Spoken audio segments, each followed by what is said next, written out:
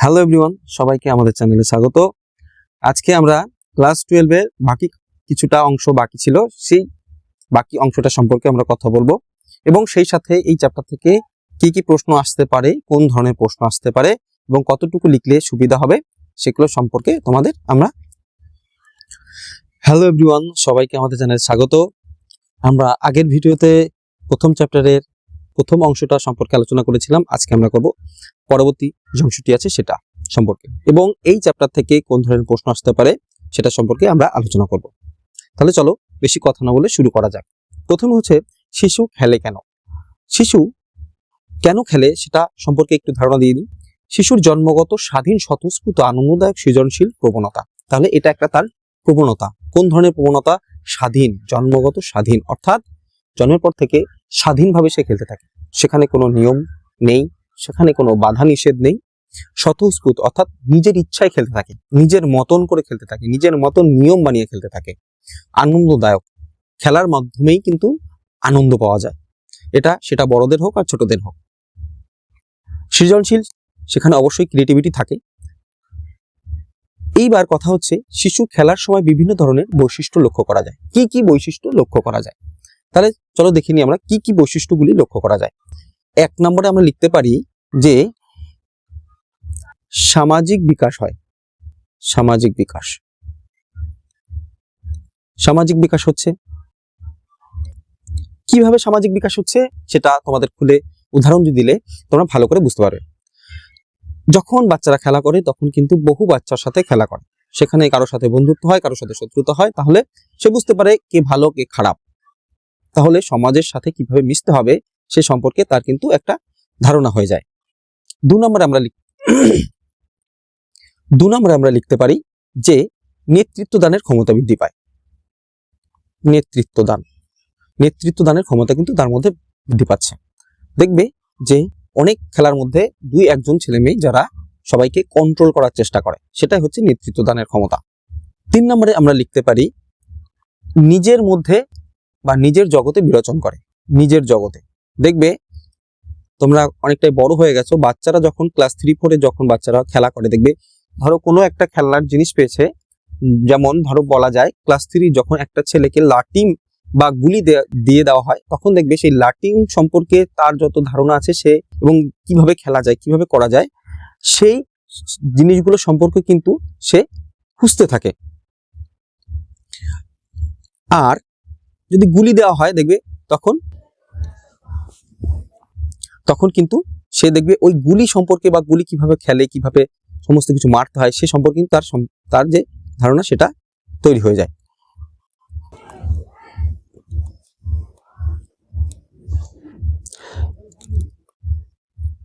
তাহলে এইভাবেই কিন্তু 3 নম্বর আমরা বলতে পারছি। আরেকটা কি বলতে পারি? আরেকটা আমরা বলতে পারি সেটা হচ্ছে 4 নম্বরে আমরা বলতে পারি পুষ্টি সাধন হয়। খেলার মধ্যে প্রচন্ড এনার্জি প্রয়োজন হয়, প্রচন্ড এনার্জি খরচ হয়, আর সেই এনার্জি কোথা থেকে আসে? খাবার থেকে, যার ফলে বাচ্চাদের খাবার দাবারের যে প্রবণতা সেটা কিন্তু বৃদ্ধি পায়। আর হচ্ছে ভবিষ্যৎ সম্পর্কে কিন্তু একটা ধারণা লাভ করছে। ভবিষ্যৎ সম্পর্কে ধারণা লাভ করছে। আর কি করছে? আর করছে হচ্ছে সমস্যা হয়, যে সমস্যাগুলো সে ফেস করে সেগুলো কিন্তু সমাধানের পথ বের করে ফেলতে থাকে। ঠিক আছে, অর্থাৎ ক্রিটিক্যাল থিঙ্কিং তার মধ্যে কিন্তু ডেভেলপ হতে থাকে। এগুলো হচ্ছে শিশুর কেন খেলে এবং তার যে বৈশিষ্ট্যগুলি আছে সেগুলি। এবার আমরা দেখব যে এই যে খেলার কিন্তু কয়েকটা তত্ত্ব আছে।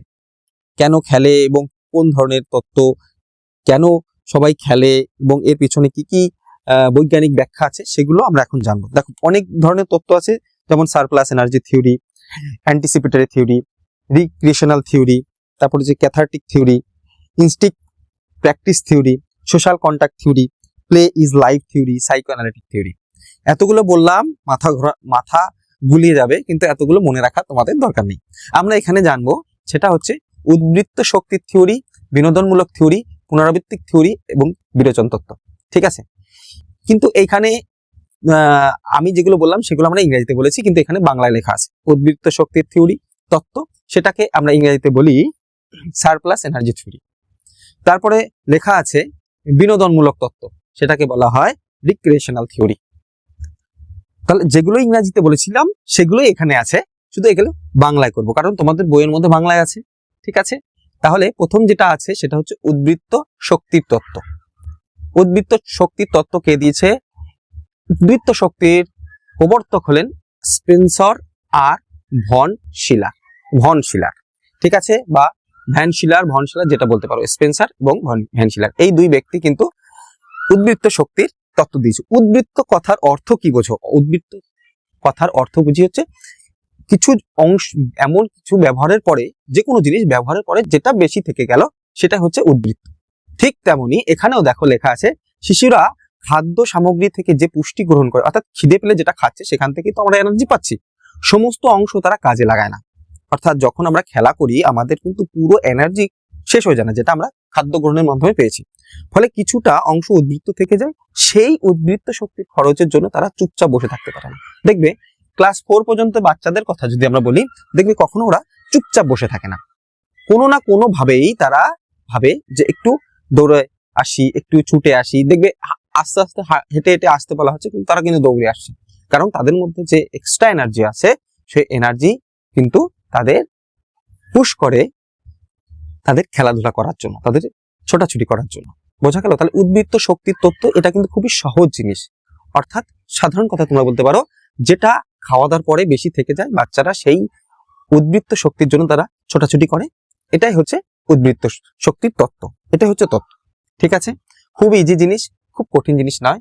তত্ত্ব শুনে বা থিওরি শুনে খুব মাথার উপরে স্ট্রেস নেওয়ার কোনো দরকার নেই, কারণ স্ট্রেস কমানোর জন্য আমি আছি স্ট্রেস কমিয়ে দেবো পরীক্ষার সময়। নেক্সট হচ্ছে বিনোদনমূলক তত্ত্ব, অর্থাৎ রিক্রিয়েশনাল থিওরি। বিনোদন কি? অর্থাৎ যেটা থেকে আমরা আনন্দ পাচ্ছি, যেটা থেকে মন আমাদের আনন্দে ভরে উঠছে। যেমন আমরা যখন কোনো একটা সিনেমা দেখছি, কোনো গান শুনছি, আমরা যে গানের তালে তালে নাচ করছি, অর্থাৎ আনন্দের সাথে আমরা কিন্তু সেই জিনিসটাকে উপভোগ করছি, এটাই হচ্ছে বিনোদনমূলক তত্ত্ব। এবার এই তত্ত্বের মধ্যে এখানে কি বলা হয়েছে? তোমাদের খেলার মধ্যে বলা হচ্ছে যখন আমরা আনন্দ পাই তাই খেলি, আনন্দ পাই তাই আমরা খেলি। কাজ করে যখন ব্যক্তি অবসাদ হয়ে পড়ে, শুধু কাজ করে ব্যক্তি নয়, শিশুরাও যখন অবসাদ হয়ে পড়ে তখন তারা খেলা, দেখবে স্কুল থেকে সারাদিন পরে এক্সস্ট হয়ে আসে, অর্থাৎ অবসাদ হয়ে আসে, খুব ক্লান্ত বাচ্চারা আসছে, এসে ব্যাগটা রেখে শুয়ে পড়ছে, কিন্তু যখনই তার খেলার টাইম হচ্ছে না খেয়েও কিন্তু সে খেলতে চলে যাচ্ছে, কারণ সেখানে সে আনন্দ পাচ্ছে। আর আনন্দ পেলে কিন্তু বাচ্চারা কেন সবাই কিন্তু সেই জিনিসগুলো করতে বেশি আগ্রহী হয়। এখানে বলা হচ্ছে যে বিনোদনমূলক তত্ত্বে প্রবক্তাকে, এখানে বিনোদনমূলক তত্ত্বের প্রবক্তা হচ্ছে দুজন, একজন হচ্ছে লর্ড কামিস, এই যে ব্যক্তি, এবং আরেকজন হচ্ছে GTW পেট্রিক। এই দুজন কিন্তু বিনোদনমূলক তত্ত্ব দিয়েছেন। বোঝা গেল? আমরা প্রথমে একটা কি পেয়েছি? প্রথমে একটা হচ্ছে সেটা হচ্ছে উদ্বৃত্ত শক্তি, অর্থাৎ যেটা উদ্বৃত্ত থেকে যাচ্ছে যার ফলে শিশুরা বেশি খেলা করছে। আর একটা হচ্ছে বিনোদন, অর্থাৎ খেলার মধ্যে আনন্দ পায় বাচ্চারা, তাই তারা খেলা করে। এর মধ্যে কিন্তু কঠিন কিছু নেই, তোমরা যদি ভাবো ভয় পেয়ে থাকো, কিন্তু এর মধ্যে তেমন কিছু নেই। আমি বলছি যেগুলো সেগুলোই তোমরা লিখে দেবে বই পরীক্ষার খাতায়, তাতেই কিন্তু তোমরা নাম্বার পেয়ে যাবে। এবার হচ্ছে পুনরাবৃত্তিক থিওরি বা তত্ত্ব। পুনরাবৃত্তিক তত্ত্বের প্রবক্তা হলেন স্ট্যানলি হল। ঠিক আছে, দেখে নাও, এগুলো কিন্তু তোমাদের বইতে নেই, আমি এক্সট্রা করে দিচ্ছি। এগুলো যদি তোমাদের খাতায়, অর্থাৎ পরীক্ষার খাতায় যদি লেখো, তাহলে কিন্তু যে খাতাটা দেখবে সে কিন্তু বুঝে যাবে যে না, এই ছেলেটা এই তত্ত্বটা সম্পর্কে নলেজ আছে, তাই তোমাকে কিন্তু বেশি নাম্বার পাওয়ার প্রবণতা কিন্তু বেশি থাকবে। ঠিক আছে, পুনরাবৃত্তিক তত্ত্ব কি? পুনরাবৃত্তি অর্থাৎ কি? সেই পুনরাবৃত্তি করা মানে কি? পুনরাবৃত্তি মানে হচ্ছে বারবার করা, রিপিটেশন থিওরি যেটাকে বলা যেতে পারে। বারবার করা, কিরকম ভাবে করা? ব্যক্তি বা শিশুরা তার পূর্বপুরুষের সঞ্চিত অভিজ্ঞতার পুনরাবৃত্তি করে খেলার মাধ্যমে কিন্তু পূর্বপুরুষের থেকে পাওয়া জিনিসগুলো কিন্তু সেগুলোই কিন্তু আবার কাজ করে, সেই কাজগুলোই করে, সেটাই হচ্ছে পুনরাবৃত্তিক তত্ত্ব। ঠিক আছে, তারপরে হচ্ছে লাস্ট যে তত্ত্বটি তোমাদের দেওয়া আছে সেটা হচ্ছে বিরেচন তত্ত্ব। বিরেচন তত্ত্ব অর্থাৎ কি? বিরেচন, এখানে যদি দুটোকে ভাগ করো দেখবে দুটো শব্দ আছে, একটা হচ্ছে বি, একটা হচ্ছে রেচন। রেচন তোমরা যারা হালকা পাতলা কিছুটা পড়াশোনা করেছো, ক্লাস 9-10 যারা পড়াশোনা করেছো, দেখবে সেখানে কিন্তু তোমার রেচন বলে একটা চ্যাপ্টারের মধ্যে একটা জায়গা ছিল, সেখানে কিন্তু তোমরা দেখেছো রেচন কি করে। রেচন হচ্ছে আমাদের শরীরের ভিতরে যে সমস্ত ময়লা হয় সেগুলো কিন্তু আমাদের শরীর থেকে বের করে দেয়। কিসের মাধ্যমে বের করে? যেমন বলতে পারো মূত্রের মাধ্যমে বের করে, ঘামের মাধ্যমে বের করে, থুতুর মাধ্যমে বের করে দেয়। ঠিক তেমনিও এখানে খেলার মাধ্যমে কিন্তু আমাদের মনের যে সমস্ত ইম্পর্টেন্ট বা অন্যভাবে তোমরা বলতে পারো যে সমস্ত জিনিসগুলো আমাদের মানসিকভাবে আমাদের নষ্ট করে দেয়, সেই সমস্ত জিনিসগুলো কিন্তু দূরে রাখে। কিসের মাধ্যমে? খেলার মাধ্যমে। দেখো ঠিক আমি যেটা বলেছি এখানে কিন্তু সেটাই লেখা আছে। রেচন প্রক্রিয়ার মাধ্যমে শরীরের মধ্যস্থ অর্থাৎ শরীরের ভেতরে বজ্র বের করে দেয়, ঠিক তেমনি খেলাধুলার মাধ্যমে মানসিক ক্লেদ, গ্লানি, হিংসা, ভয়, লোভ ইত্যাদি মন থেকে বের করে দেওয়া যায় খেলার মাধ্যমে কিন্তু এগুলো। ঠিক আছে, তাহলে যেটা আমি বলেছি সেটাই লেখা আছে। অর্থাৎ বিরেচন তত্ত্ব কি? বিরেচন, রেচনটুকু মনে রাখলেই তোমাদের কিন্তু মনে পড়ে যাবে। কটা আমরা বলেছি, কটা তত্ত্বের কথা বলেছি?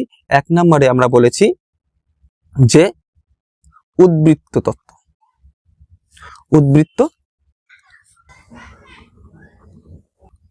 উদ্বৃত্ত তত্ত্ব, ঠিক আছে, মনে রাখো। শুধু উদ্বৃত্ত মানে কি? যেটা বেশি থেকে যাচ্ছে সেটাই মনে রাখবে, শুধু বেশি থেকে যাচ্ছে যার ফলে শিশুরা বেশি খেলা করছে। তারপরে 2 নম্বরে আমরা লিখতে পারি, একটা হচ্ছে উদ্বৃত্ত তত্ত্ব, আর একটা হচ্ছে বিনোদনমূলক তত্ত্ব। বিনোদন, আচ্ছা, বিনোদন পায় বলে তাই তারা খেলা করে। ঠিক আছে, তারপরে 3 নম্বরে লিখতে পারো, সেটা হচ্ছে পুনরাবৃত্তিক তত্ত্ব। পুনরাবৃত্তিক, দেখো এই কথাগুলোর মধ্যে কিন্তু তোমাদের উত্তর লুকিয়ে আছে। দেখো, উদ্বৃত্ত মানে যেটা বেশি থেকে যাচ্ছে, বিনোদন কথার অর্থ হচ্ছে যেটা থেকে তুমি আনন্দ পাচ্ছ, পুনরাবৃত্তিক কথার অর্থ হচ্ছে পুনরায়, অর্থাৎ যেটা করে এসছো সেটা আবার করা, সেটা হচ্ছে পুনরাবৃত্তিক তত্ত্ব। আর 4 নাম্বার হচ্ছে বিরেচন তত্ত্ব। বিরেচন তত্ত্ব আমরা আগেই বলে দিয়েছি যে রেচন কথার অর্থ হচ্ছে কি আর বিরেচন কথার অর্থ হচ্ছে কি, দেখেছো? বিরেচন অর্থাৎ রেচনটাকে আমরা যদি ভেঙে নিই, শরীরের মধ্যস্থ যে সমস্ত বজ্রগুলো থাকে সেগুলো শরীর থেকে বের করে দেয়, সেটাই হচ্ছে রেচনের কাজ। ঠিক তেমনি খেলার মাধ্যমে যখন আমরা মনের যে সমস্ত ক্লেদ, ভয়, যে সমস্ত জিনিসগুলো আছে যেগুলো আমাদের শারীরিক মানসিকভাবে ক্ষতি করে, সেই সমস্ত জিনিসকে দূর করা হচ্ছে কি? বিরেচন তত্ত্ব। তাহলে এর মধ্যে কঠিন কিছু নেই, এখান থেকে কিন্তু প্রশ্ন কিন্তু আসবেই, 100% চান্স আছে এখান থেকে আসার। এবার খেলার বৈশিষ্ট্য ও প্রকারভেদ। আচ্ছা, খেলা কাকে বলে সেটা আমরা একবার দেখে নিই, তারপরে আমরা জানবো যে খেলার বৈশিষ্ট্য আর প্রকারভেদগুলো কি। খেলা কাকে বলে? খেলা হচ্ছে একটি জন্মগত, সহজাত, স্বতঃস্ফূর্ত, স্বাধীন, আনন্দদায়ক ক্রিয়াকলাপ, তাকেই আমরা খেলা বলি। একদমই শিশু খেলে কেন সেটা আর এটা একই রকম প্রায়, কারণ এটা হচ্ছে জন্মগত, সহজাত, স্বতঃস্ফূর্ত, স্বাধীন, আনন্দদায়ক ক্রিয়াকলাপ। রসের মতে এখানে একজনের ব্যক্তি যে হচ্ছে কি ছিল, সে হচ্ছে ফিজিওলজিস্ট, তিনি বলেছেন যে স্বতঃস্ফূর্ত, অসাম্প্রদায়িক, সৃষ্টিশীল কার্যক্রম যার মাধ্যমে ব্যক্তি তার সর্বোচ্চ মাত্রায় আত্মপ্রকাশ করতে সক্ষম হয়। স্বতঃস্ফূর্তভাবে মানে স্ব ইচ্ছায় যখন যাচ্ছে, অসাম্প্রদায়িক, সেখানে কোনো সাম্প্রদায়িকতার কোনো রকম লেশ মাত্র নেই। সেখানে কে হিন্দু কে মুসলমান, দেখবে খেলার সময় এইসব কিছু মনেই থাকে না। তখন সৃষ্টিশীল কার্যক্রম, দেখবে খেলার মাধ্যমে কিন্তু নতুন নতুন বহু ধরনের খেলার নিয়ম তৈরি হয়ে যায় খেলার মধ্যেই, দেখবে। ঠিক তেমনি যার মাধ্যমে ব্যক্তি তার সর্বোচ্চ মাত্রায় আত্মপ্রকাশ করতে সক্ষম হয়, নিজেকে পুরোপুরি ভাবে ওই খেলার মধ্যে সঁপে দেয়। তার যে সমস্ত গুণগুলো আছে সেগুলো কিন্তু খেলার মধ্যে কিন্তু প্রকাশ পায়। ঠিক আছে, এবার খেলার বৈশিষ্ট্যগুলি দেখো, একই রকমই প্রায়, কোনো কিছুই সেরকম কিন্তু কোনো অমিল পাবে না। একটি সহজাত প্রবৃত্তি মানে একদম ছোটবেলা থেকেই কিন্তু সে জিনিসটা চলে আসে। সামাজিক গুণাবলীর অর্জন করে, সামাজিক গুণাবলী, বিভিন্ন ধরনের সামাজিক, বন্ধুত্বপূর্ণতা, তারপর একজনের সাথে একজনের কিভাবে কথা বলতে হবে, কাকে শ্রদ্ধা করতে হবে, বাচ্চাদের কিভাবে শ্রদ্ধা করতে হবে এবং বড়দের কিভাবে শ্রদ্ধা করতে হবে, সমাজে কিভাবে বসবাস করতে হবে, সমস্ত কিছুই কিন্তু খেলার মাধ্যমে পেয়ে থাকে। শৃঙ্খলাবোধ তৈরি হয়, নিয়ম কোন জানতে হয়, তখন জেনে যায় যে কোন কাজগুলো আমার দ্বারা করা উচিত, কোন কাজগুলো আমার দ্বারা করা উচিত নয়। কারণ বাচ্চা বয়সে থেকেই কিন্তু একটা বাচ্চাকে বলা হয় যে এই কাজটা তুমি করো, এই কাজটা কিন্তু করো না, তাহলে তখন থেকেই কিন্তু তার মধ্যে শৃঙ্খলাবোধ তৈরি হয়ে যাচ্ছে। ভবিষ্যৎ জন্মের জন্য প্রস্তুত করে। ভবিষ্যৎ প্রজন্ম কেমন প্রজন্ম নয়, ভবিষ্যতে কিভাবে তাকে বিরচন করতে হবে সেটা কিন্তু তখন থেকেই সে শিখতে শুরু করে। আরো খেলার বৈশিষ্ট্যগুলো আছে, সেগুলো কিন্তু তোমরা নিজের মতন করে লিখতে পারো। যেমন এখানে সামাজিক গুণাবলীকে আমরা আরো বলতে পারি নেতৃত্ব দানের ক্ষমতা বৃদ্ধি পাচ্ছে। আগে শিশু খেলে কেন, সেখানে যে বৈশিষ্ট্যগুলো ঠিক তেমনই এখানেও কিন্তু খেলার বৈশিষ্ট্যগুলো কিন্তু একই, কোনো আলাদা লেখার কোনো দরকারই নেই। খেলার ভাগ, এবার খেলার ভাগের মধ্যে দুটি খেলা, আদব কায়দাকে দুটি খেলায় ভাগ করতে পারি। অনেক ধরনের খেলা, বিভিন্ন ধরনের খেলায় ভাগ করা যায়, কিন্তু তবে এখানে আমরা দুটি ভাগে ভাগ করছি। একটা হচ্ছে সংগঠিত খেলা, একটা হচ্ছে অতি সংগঠিত খেলা। সংগঠিত খেলাটাই তুমি যদি দেখো, শব্দটার উপরে জোর দাও, দেখবে সংগঠিত অর্থাৎ সংগঠিত থাকবে, সেখানে সমস্ত কিছু একসাথে থাকবে, এটাকে বলা হচ্ছে সংগঠিত খেলা।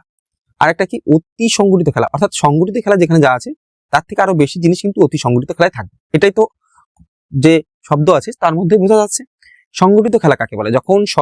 যখন স্বতঃস্ফূর্তভাবে স্বাধীন খেলা কিছু নিয়ম কানুন দ্বারা আবদ্ধ করা হয়, তাকে বলা হয় সংগঠিত খেলা। স্বাধীন খেলা স্বতঃস্ফূর্ত থাকবে এবং স্বাধীন থাকবে। দেখবে যখন কোনো খেলা হচ্ছে, গ্রামের মধ্যে বিভিন্ন ধরনের খেলা হয়, সেই খেলার মধ্যেও কিন্তু কিছু নিয়ম কানুন থাকে, ঠিক আছে। আর এমনি যখন বাচ্চারা একদম খেলেই না, দেখবে তখন তো আমরা দেখবে যে যখন নিজের মতন করে খেলে তখন কিন্তু সেখানে কোনো নিয়ম কানুন থাকে না। কিন্তু যখন ক্রিকেট খেলা হচ্ছে, ধরো বাচ্চারা মিলে সবাই মিলে ক্রিকেট খেলছে, সেখানে কি হয়, সেখানে কিন্তু একটা ইন্টারন্যাশনাল যে ল থাকে, সেই ল থেকে কিন্তু তারা নিজেদের মতন করে একটা ল তৈরি করে। তাহলে সেখানে কিছু নিয়ম কানুন থাকছে, কিন্তু তারা কিন্তু ইন্টারন্যাশনাল যে ল আছে সেটা কিন্তু ফলো করছে, ঠিক আছে। ঠিক তেমনই এখানে আরো অন্যভাবে বলা যায়, ঠিক আছে। আর অতি সংগঠিত খেলা সেটা কাকে বলে? সেটাকে বলা হচ্ছে অত্যন্ত কঠিন নিয়ম, পেশাদারিত্ব ও উচ্চ দক্ষতা ভিত্তিক প্রতিযোগিতা গুলিকে অতি সংগঠিত খেলা বলা হচ্ছে, ঠিক আছে। এখানে কি বলা হচ্ছে? এখানে কিন্তু দুটো জিনিসের উপর জোর দেওয়া হচ্ছে। একটা হচ্ছে কঠোর নিয়ম, পেশাদারিত্ব থাকছে এবং উচ্চ দক্ষতা থাকছে। তাহলে যদি দক্ষতার দিক থেকে দেখা হয়, তাহলে কিন্তু সংগঠিত খেলায় কিন্তু দক্ষতাটা ততটা প্রয়োজন হয় না। ঠিক যেমন বলা যায় যে কোনো বাচ্চা যখন প্রথমে স্কুলে খেললো, অর্থাৎ তারপরে যখন প্রথমে স্কুলে খেলার পরে তারপরে সে কোথায় চলে গেল, তারপরে সে খেলো ডিস্ট্রিক্ট, তাই না? ডিস্ট্রিক্টে খেললো। এই যে জায়গাটা, এই যে স্কুল আর ডিস্ট্রিক্টের মধ্যে যে জায়গাটা, প্রথমে স্কুলে খেললো অনেকগুলো স্কুলের মধ্যে খেললো, তারপরে অনেকগুলো স্কুলের মধ্যে খেললো, তাহলে ইন্টার স্কুল হয়ে গেল, ঠিক আছে। ইন্টার স্কুল যখন হয়ে গেল, ইন্টার স্কুলের পরে সে কোথায় যাবে? সে যাবে হচ্ছে ডিস্ট্রিক্ট, তাই না? ডিস্ট্রিক্টে যাওয়ার পরে কোথায় যাবে? তারপরে যাবে সে যাবে হচ্ছে জেলায়। সে যাবে কোথায়? জেলায় যাবে, তাই না? কি তাহলে এই যে স্কুল, ইন্টার স্কুল, ডিস্ট্রিক্ট, জেলা, এখানে কিন্তু যখন যাচ্ছে স্কুলে যখন খেলে ফার্স্ট হলো ট্রায়ালের মধ্যে, তখন সে ইন্টার স্কুলে যাবে। ইন্টার স্কুলে যখন যাবে সেখানে কিন্তু নিয়ম কানুন থাকছে, কিন্তু সে কিন্তু পেশাদারিত্ব নয় এবং তার খুব দক্ষতা নেই, শুধুমাত্র স্কুলে কয়েকদিন ট্রেনিং দেওয়া হয়েছে, তার ফলে সে ইন্টার স্কুলে চলে এসে সেখানে জয়ী হয়ে, ঠিক এখান থেকে জয়ী হয়ে চলে গেল সে কোথায়? Inter school. এবার ইন্টার স্কুল আসার পরে যখন ডিস্ট্রিক্ট আসলো, সেখানেও কিন্তু খুব একটা থাকবে না, কিন্তু জেলায় যখন চলে যাবে, যখন জেলায় সে খেলবে, তখন সে কিন্তু আস্তে আস্তে ট্রেনিং নেওয়া শুরু করবে। এইটাই হচ্ছে সংগঠিত খেলার একটা উদাহরণ দিলাম, ঠিক আছে। এবার সংগঠিত খেলার বৈশিষ্ট্যগুলি কি কি? সংগঠিত খেলা যখন স্বতঃস্ফূর্ত, এটা আমরা দেখে নিয়েছি। বৈশিষ্ট্য কি কি? বৈশিষ্ট্য হচ্ছে নিয়ম কানুন ভিত্তিক প্রতিযোগিতামূলক ক্রিয়াকলাপ। বলেছি যে ওখানে নিয়ম কানুন থাকবে, কিন্তু ততটা নিয়ম কানুন থাকবে না। বুঝিয়ে দিয়েছি কিভাবে হয়। বিভিন্ন সামাজিক গুণের বিকাশ ঘটে, অবশ্যই বিভিন্ন সামাজিক গুণের বিকাশ ঘটে, অর্থাৎ কোচকে সম্মান দিতে হবে, কোন প্লেয়ারকে কিভাবে সম্মান দিতে হবে, যে সিনিয়র প্লেয়ার তাকে কিভাবে সম্মান দিতে হবে, সামাজিক বন্ধুত্ব, যে এই তোর খেলাটা কেমন হলো, তুই আজকে এই জায়গাটা কিভাবে করলি, এত আগে চলে গেলি কেন, এই যে সমস্ত জিনিসগুলো সামাজিক গুণের বিকাশগুলো, সেগুলো কিন্তু ঘটে থাকে। বিভিন্ন ধরনের সামাজিক গুণ আছে, নেতৃত্ব দান আছে, তারপরে বন্ধুত্ব সুলভ আছে, তারপরে একে অপরের সাথে ঘনিষ্ঠতা, এই সমস্ত জিনিসগুলো কিন্তু সামাজিক গুণের বিকাশ হয়, সামাজিক গুণের মধ্যে পড়ে। আর সেগুলো কিন্তু বিকাশ ঘটে কিসের মাধ্যমে? খেলার মাধ্যমে। নিয়মানুবর্তিতা ও শৃঙ্খলাবোধ গড়ে ওঠে। ঠিক যখন নিজেরা খেলছে তখন কিন্তু কোনো নিয়ম কানুন থাকে না, কিন্তু যখন স্কুলের মধ্যে যখন খেলা হচ্ছে, তখন কিন্তু সেখানে কিন্তু টিচাররা বলে দিচ্ছে যে এই নিয়মগুলো, রুলসগুলো কিন্তু মেনে চলতে হবে। সেটা হচ্ছে সংগঠিত খেলা। এবার অতি সংগঠিত খেলা কি?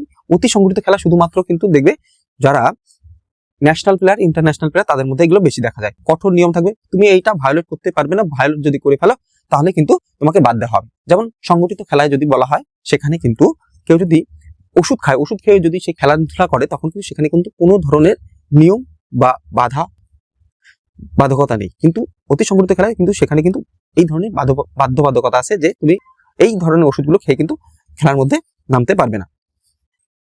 পেশাদারিত্ব থাকবে, কারণ পেশাদারিত্ব কথার অর্থ হচ্ছে যারা প্রতিনিয়ত প্র্যাকটিস করে যাচ্ছে তারাই যখন নামছে সেটা হচ্ছে পেশাদারিত্ব হয়ে গেল। উচ্চ দক্ষতা ভিত্তিক, উচ্চ দক্ষতা কিন্তু তারা জানে যে কোন অ্যাঙ্গেলে বা কত স্পিডে দৌড়ালে বা কোথায় কোথায় কত স্ট্রাইকটা নিলে, পায়ের মধ্যে কতটা ফাঁক দিলে আমি কতটা স্পিড দৌড়াতে পারবো। সেই উচ্চতা দক্ষতা ভিত্তিক খেলা হচ্ছে, প্রতিযোগিতার নাম হচ্ছে, গুলিকেই বলা হয় অতি সংগঠিত খেলা। বোঝা গেল? এর মধ্যে কি কি বৈশিষ্ট্য পাওয়া যায়? এর মধ্যে দেখা যায় পেশাদারি ও উচ্চ দক্ষতা সম্পন্ন খেলোয়াড়রা এখানে অংশগ্রহণ করে। উচ্চমানের ক্রীড়া দক্ষতা প্রদর্শিত হয়, যেমন আমরা বলতে পারি হচ্ছে আইপিএল ক্রিকেটের মধ্যে, আরো কি বলতে পারি অলিম্পিক, আর কি বলতে পারি, আর বলতে পারি হচ্ছে আইএসএল। এই সমস্ত খেলাগুলো কিন্তু খুব উচ্চ দক্ষতা সম্পন্ন, উচ্চ মানের ক্রীড়া দক্ষতা দেখা যায়। এখানে ব্যবসায় ভিত্তিক স্পন্সর যুক্ত থাকে।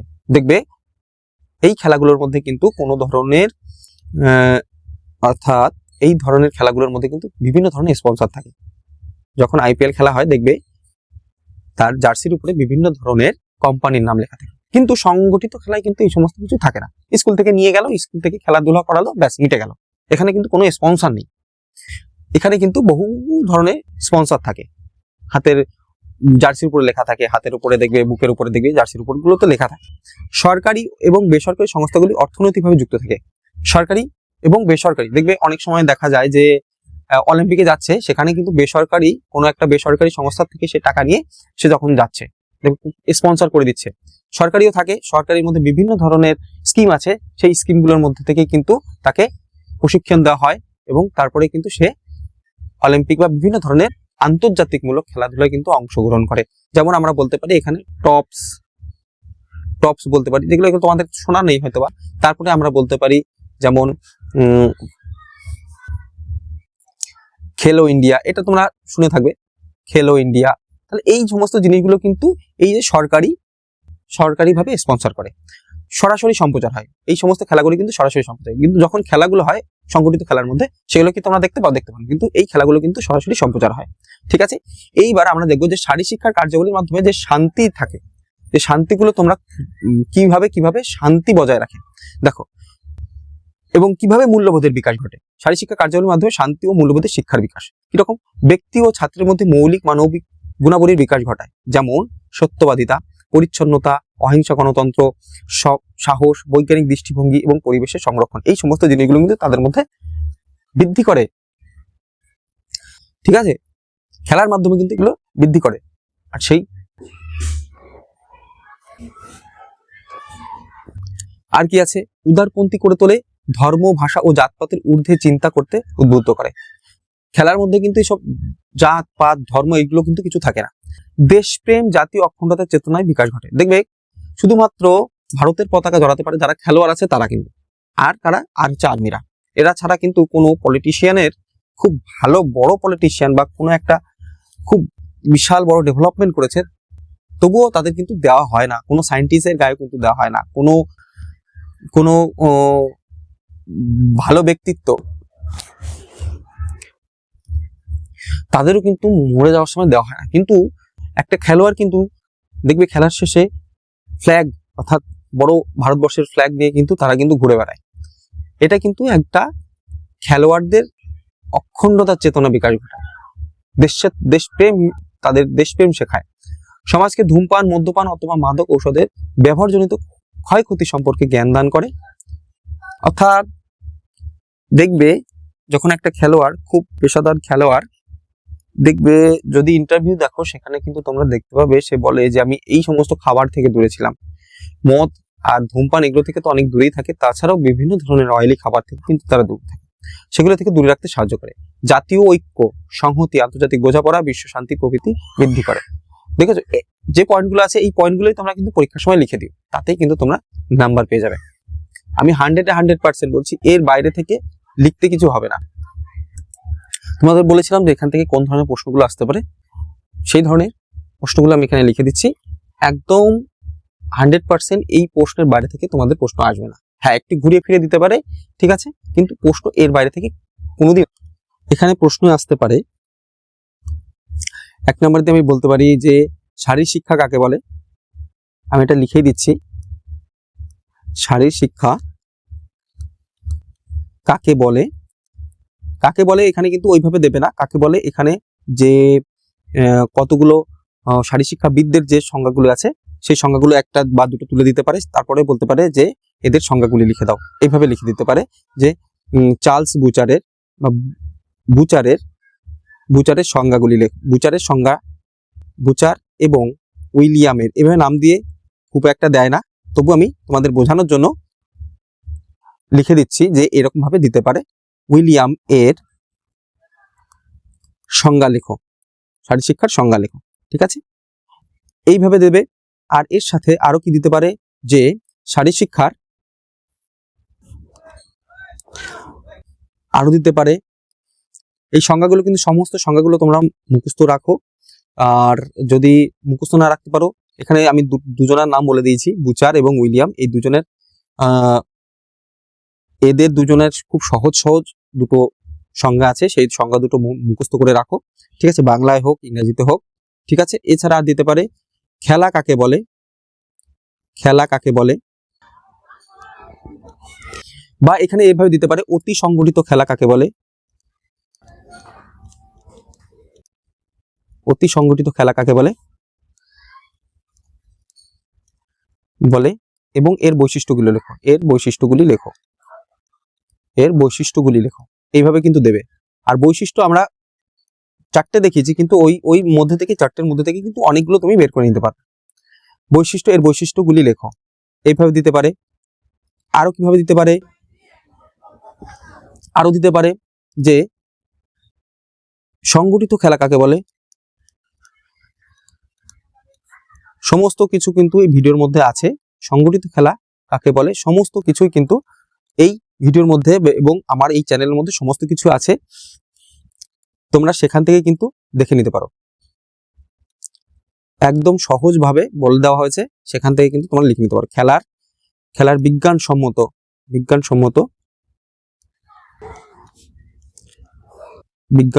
ব্যাখ্যাগুলি লেখো বা তত্ত্বগুলি লেখো, ব্যাখ্যাগুলি লেখো। এই সমস্ত ধরনের প্রশ্ন কিন্তু তোমাদের আসবে। এছাড়া আর একটা প্রশ্ন দিতে পারে যে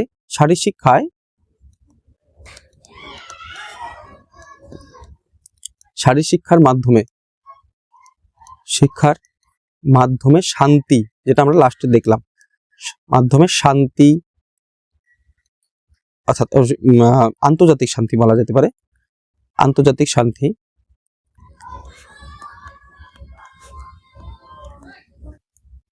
আন্তর্জাতিক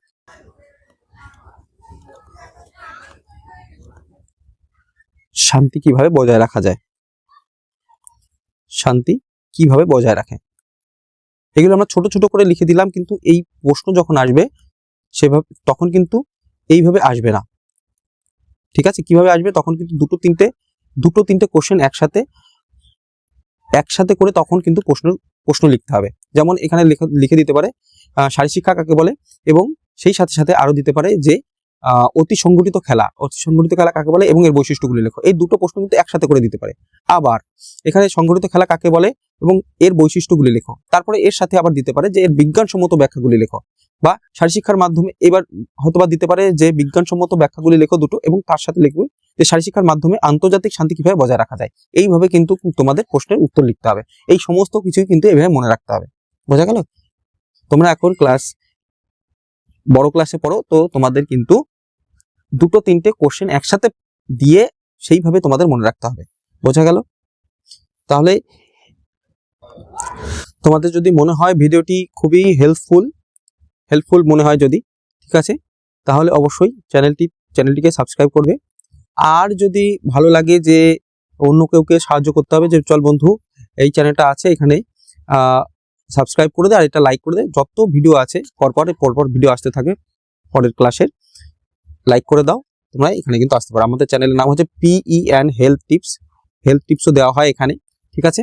থ্যাংক ইউ। আজকের মতন এখানে শেষ করলাম। পরের ক্লাসে অবশ্যই পরের যে ক্লাসটা হবে ক্লাস 11 এবং ক্লাস 12 দুটোরই ক্লাস হয় এখানে, এবং আস্তে আস্তে কলেজের সেই সাথে BPA যারা MPA করছে তাদেরও ক্লাস কিন্তু এখানে শুরু হবে।